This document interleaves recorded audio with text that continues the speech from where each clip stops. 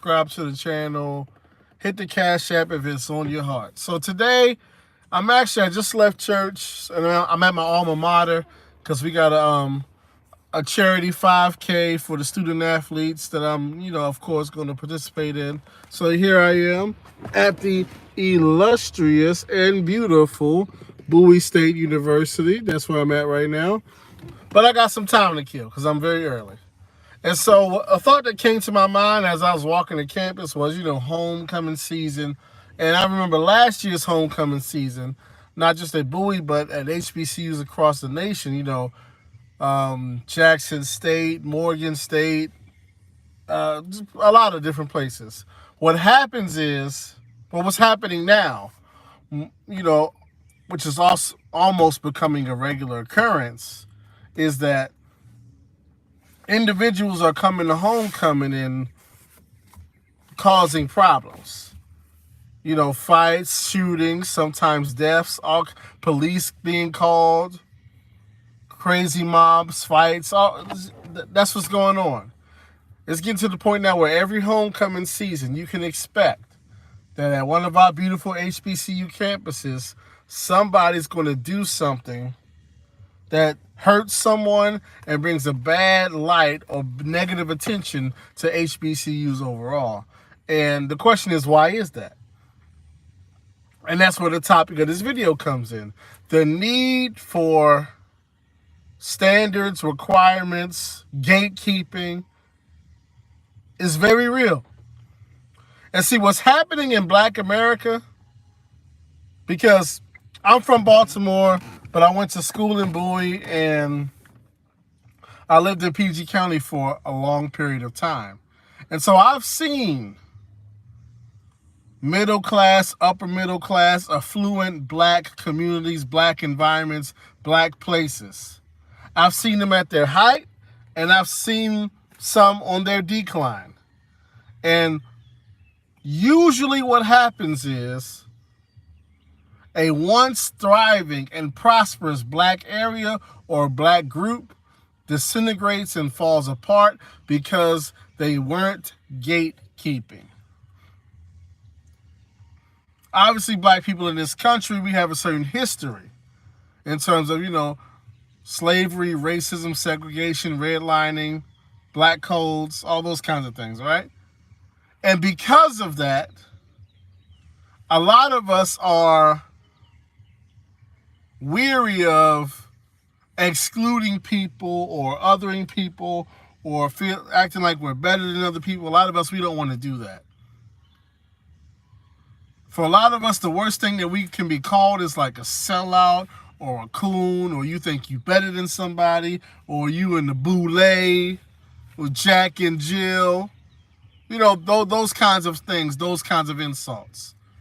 We don't want to exclude anybody because we know our history, and we don't want to come across as better than anybody. And we also don't want to be labeled as sellout or thinking we're better or anything like that. And then let's just be real, there's also another aspect of it of a lot of us, we want to have numbers. We want to have a large group. We want to get our name out there. We want to be popular, right? And so when you put all that together, what you have in Black America is a very relaxation of standards. And so if you look at almost every prominent Black organization or Black community or Black business or Black city or Black town, what happens eventually is they get away from what made them great. They get away from what caused them to stand out.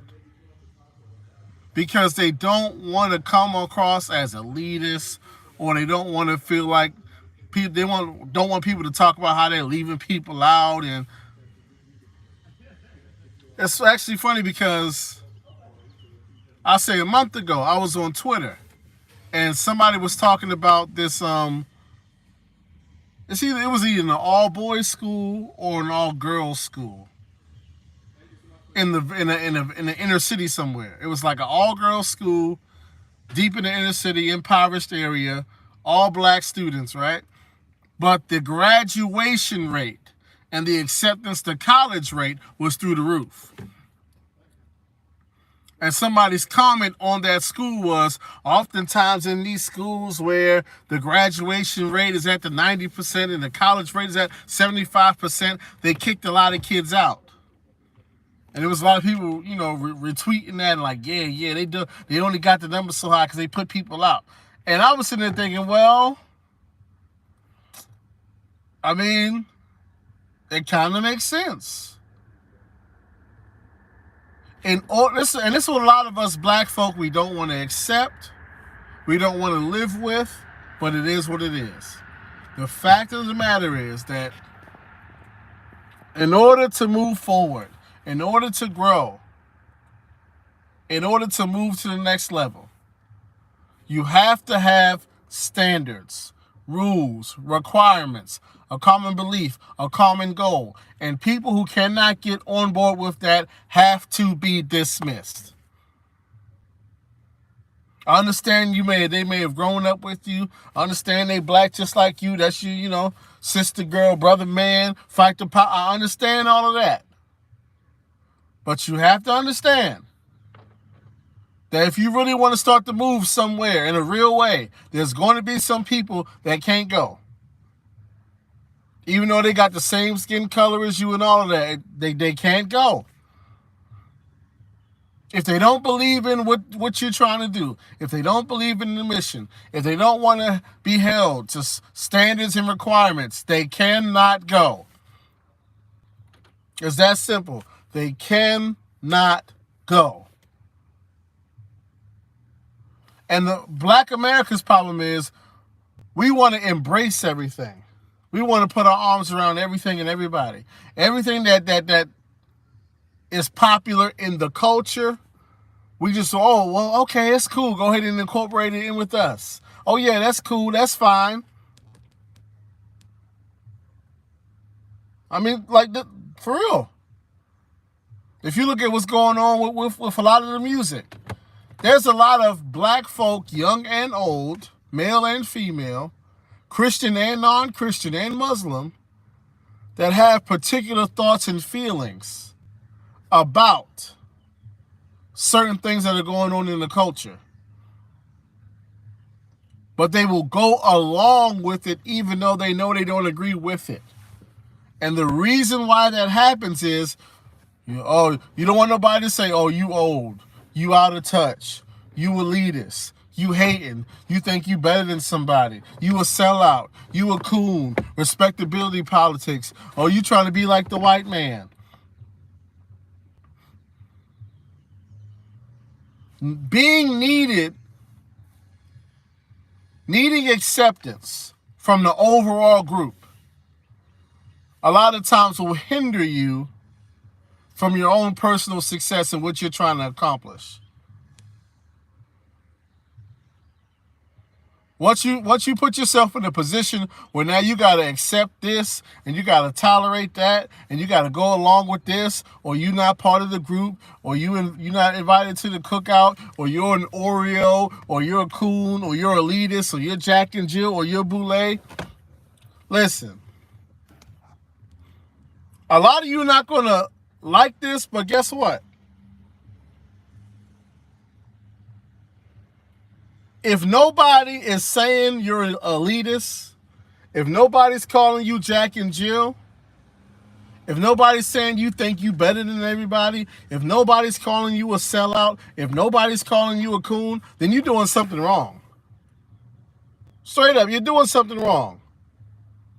Because the moment you decide that I want better for my life and I got standards and I got requirements and I understand you my black brother, you my black sister, but if you're not on the board with what I'm going and what I'm doing, then you can't come. That's when it starts. Oreo, Boule, elitists, these bootlickers. That's what happens.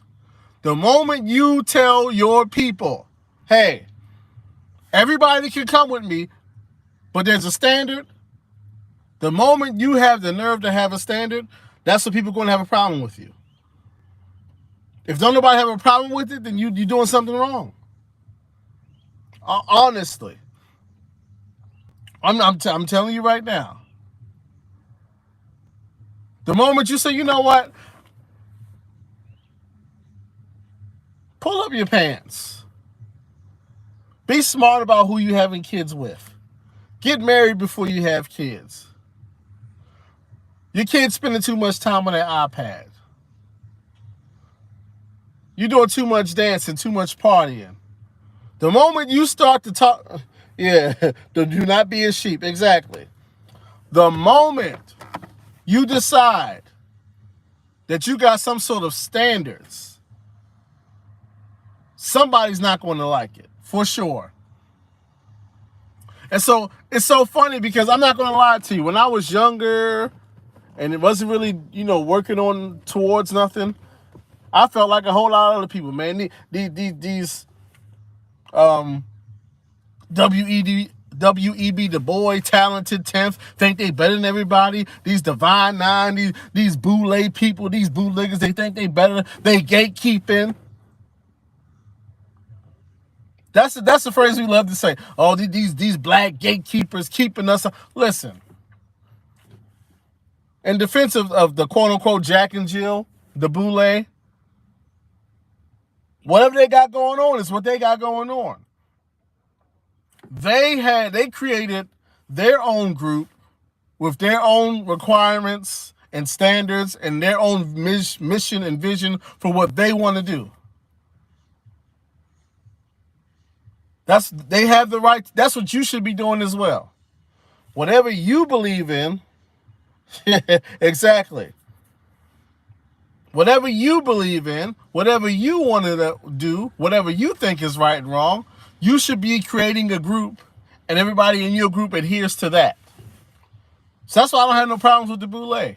They got their own group, their own rules, and they doing their own thing. Whatever I believe in and whatever I'm pushing, I got to create my own group, and we go, there's nothing wrong with gatekeeping. See, a lot of us black folk, we feel like gatekeeping is wrong because we all black, and just by the strength of us being black, you're supposed to let me in, and I should be able to do whatever I want to do, and I should be a part of this because we black. Listen, if somebody raises up arms and they decide, you know what, I'm coming at people just because they black, then guess what? We gonna lock arms and we gonna fight that person. But on a regular day today, your skin color don't get you no extra points. Your character, what you believe in, and your buy-in to the group is what gets you in. That's what gets you in. Once again, if a group of people take up arms, they say we coming at all black people, then guess what? I'm gonna form up with you like Voltron, because hey, we gotta, you know what I'm saying? But a lot this is something we've been operating on for some time now. We want to use blackness as the ultimate charge card. So you got to accept this because we black. You got to go along with this because we black. You got to let me in because we black. You got to ignore the standards and requirements for whatever you got going on and allow anybody in if they black.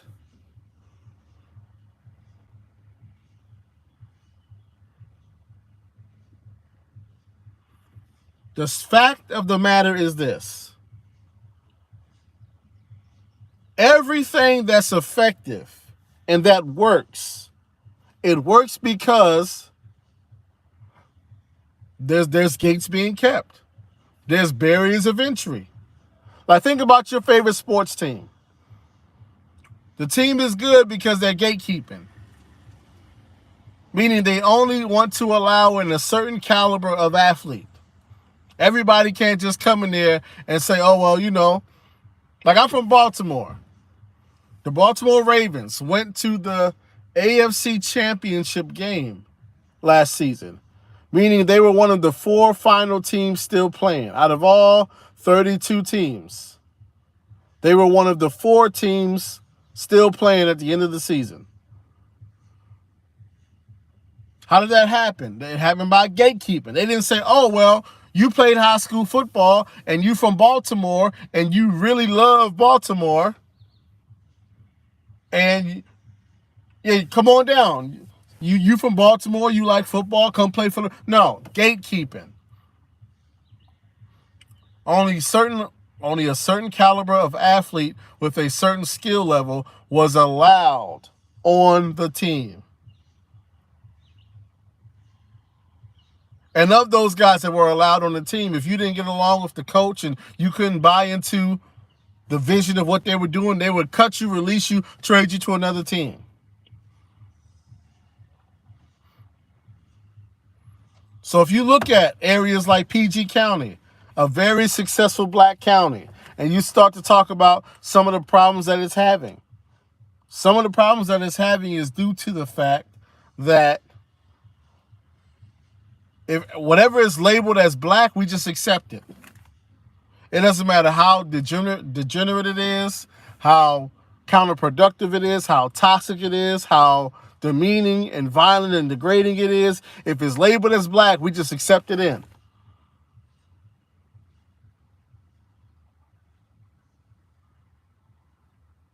And so there's a whole lot of inappropriate, dysfunctional, harmful, negative to children, harmful to families,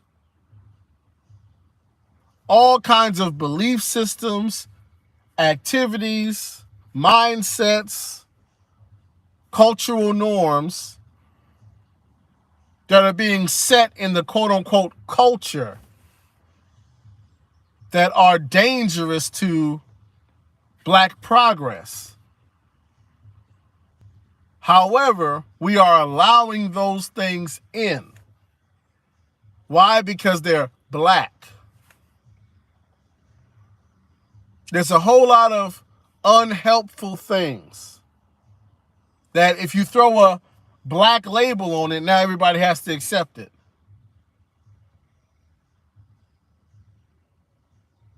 And if you don't accept it, oh, you a sellout, you tap dancing for the white man. Listen.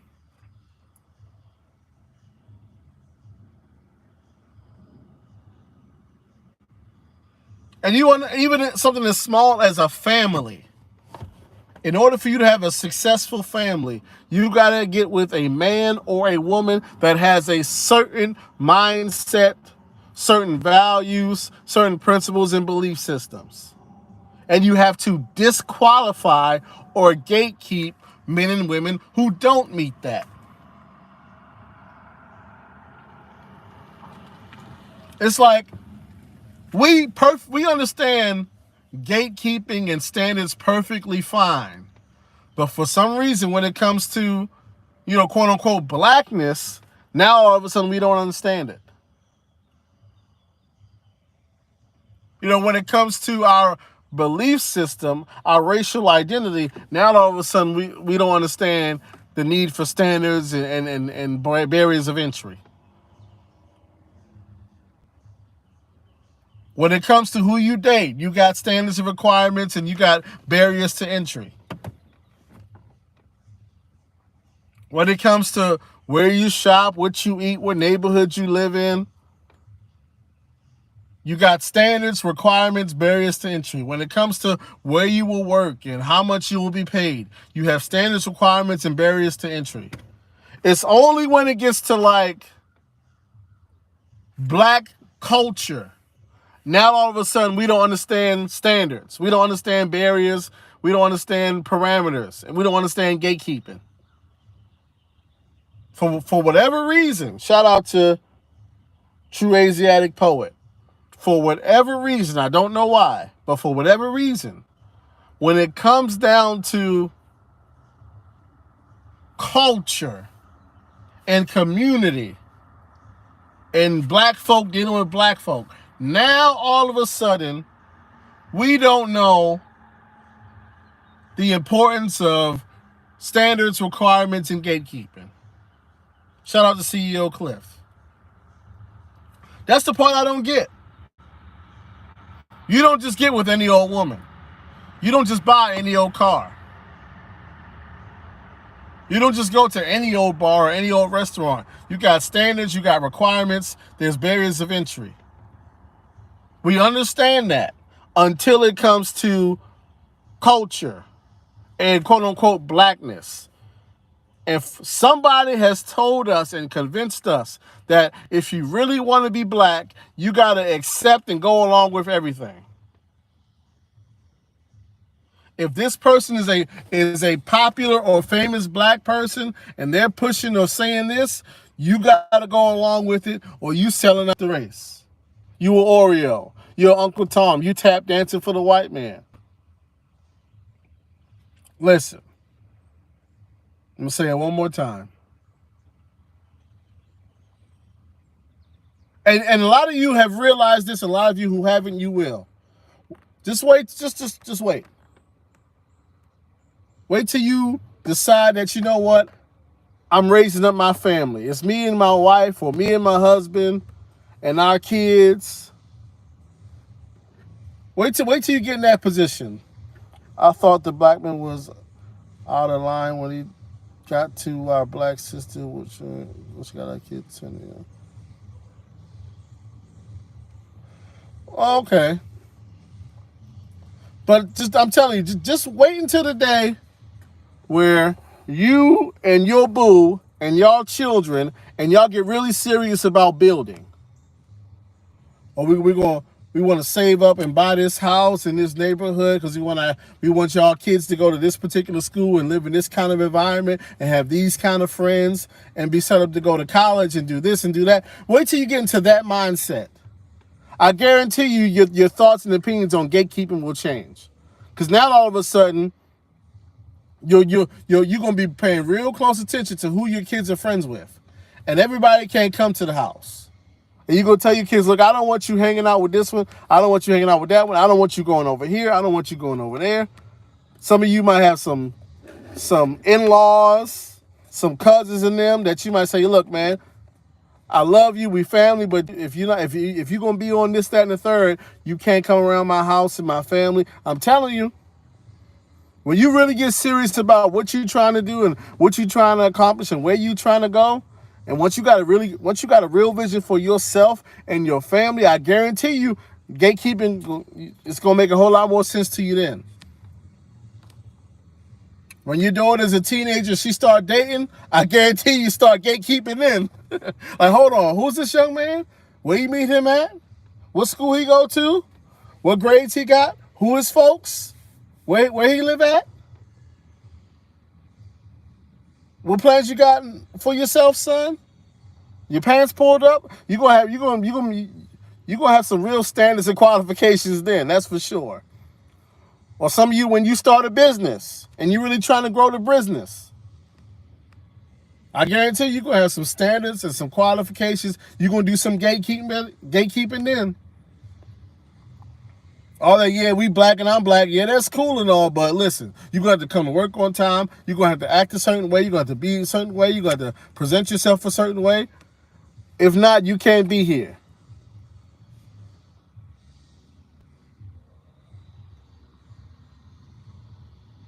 You know, being black, it's a beautiful thing. But a lot of us think that just because we black, that gives us a key to everybody else's stuff who's black as well. And no, it don't. No, it does not. It's actually funny because when I was leaving church, I took a different route than what I usually do. And my church is in PG County, a very black county. And I saw a part of PG County I had never seen before. I saw all of these huge houses. And don't get me wrong, I've seen plenty of big houses in PG County. But this was different. This is an environment where you can't just go in there. You can't just walk in there. Because the entire thing is gated. It's like a whole different place. It's gates all around it. You can't just walk up in there.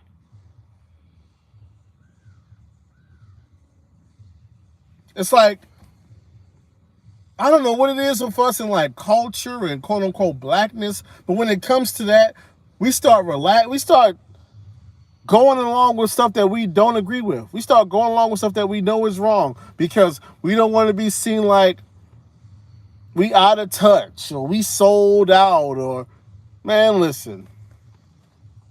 And that's a lot of what's going on at a lot of our HBCUs and a lot of our black communities.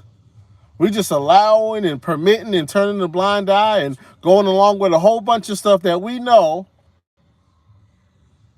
is counter to how we got to where we got to. And a lot of us, we're suffering the consequences for it. Look, gatekeeping is necessary. Standards, requirements are necessary. The only people who have a problem with standards, requirements, and gatekeeping are people who want to benefit from something without having to invest in it. All because we's black. It don't work like that, man. It don't. I'm sorry. It don't.